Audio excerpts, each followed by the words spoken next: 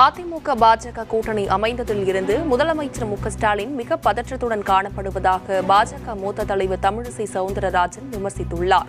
மேலும் முதலமைச்சர் மு க ஸ்டாலின் நடவடிக்கையை பார்க்கும்போது கேசிஆர் நடவடிக்கையை பார்த்தது போல உள்ளதாக சாடினார். தமிழக மக்களின் அவுட் ஆஃப் கண்ட்ரோல அண்ணன் ஸ்டாலின் இன்னொரு 10-11 மாசத்துல போக போறார் என்பதை மிக பதற்றத்தோடு அவர் வெளிப்படுத்துகிறார். நான் கேட்கிறேன், எவ்வளவுக்கு இவ்வளவு பதற்றம்? அதிமுக பாஜக கூட்டணி அமைந்ததில் இருந்து அண்ணன் ஸ்டாலின் மிகுந்த பதற்றத்தோடு காணப்படுகிறார். நான் சொல்றேன், டெல்லிக்கு நீங்கள் அடிபணிய வேண்டும் என்று யாரும் சொல்லல.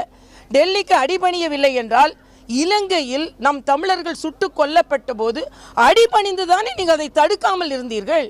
இன்று மாநில சுயாட்சியை பற்றி பேசுகிறீர்கள். 16 ஆண்டுகள் 5 அமைச்சர்களோடு ஆட்சியில் இருந்தீர்கள்.